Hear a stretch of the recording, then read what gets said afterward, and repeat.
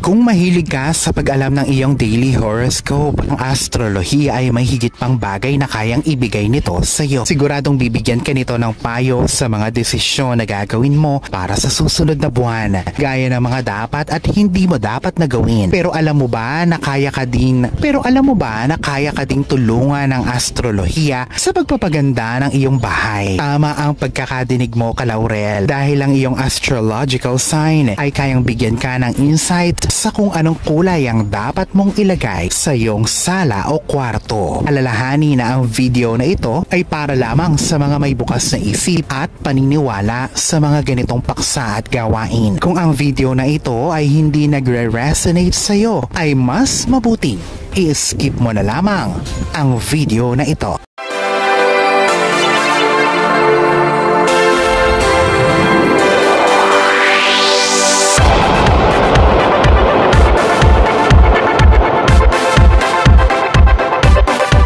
Mag-umpisa tayo mula sa pinakasimple. May 12 zodiac signs sa tinatawag na Western Astrology, habang ang mainstream astrology ay nagfo-focus lamang mismo sa mga zodiac signs. Sa totoo lang, ito ay ang relasyon nila sa mga planeta na may malaking impact sa pang-araw-araw na gawain. Sa astrolohiya, ang mga planeta at hindi mga zodiac sign ang mga pangunahing mga player, habang ang popular na astrolohiya natin ngayon ay nakasandal lamang sa mga archetype ng mga zodiac signs. Ito ay mula sa Psychiatrics at Hellenistic Astrology na isinulat ng isang sikat na astrologer na si Chris Brennan. Ito ang mga 7 core planet, ang mga zodiac signs na nagko-correspond dito at ang kanilang mga traditional na mga associated na kulay. Kung ngayon ka pa lang sa channel na ito, huwag kalimutang i-like at i-share ang video na ito. Mag-subscribe ka na din. I-click ang bell at all para lagi kang updated sa mga pinakabago kong pampaswerte videos. Ang Aries at Scorpio ay ruled ng planetang Mars. Ang kanilang swerteng kulay ay matingkad na red o pula at rust. Dalawa, ang mga Taurus at Libra ay ruled ng Venus. Ang kanilang mga swerteng kulay ay berde,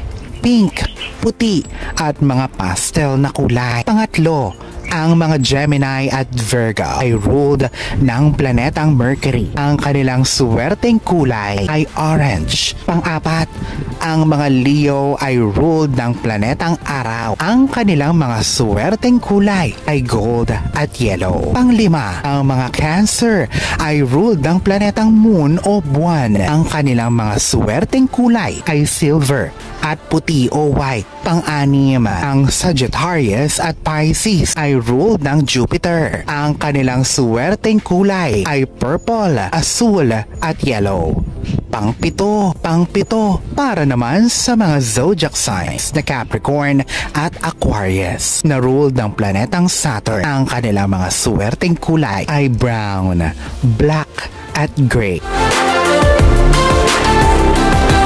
Alalahanin na sa poong may kapal pa din, nagmumula ang lahat ng pagpapala, ang kasipagan at ang kabutihan sa ating kapwa, kasabay ng buo mong pananalig sa may kapal.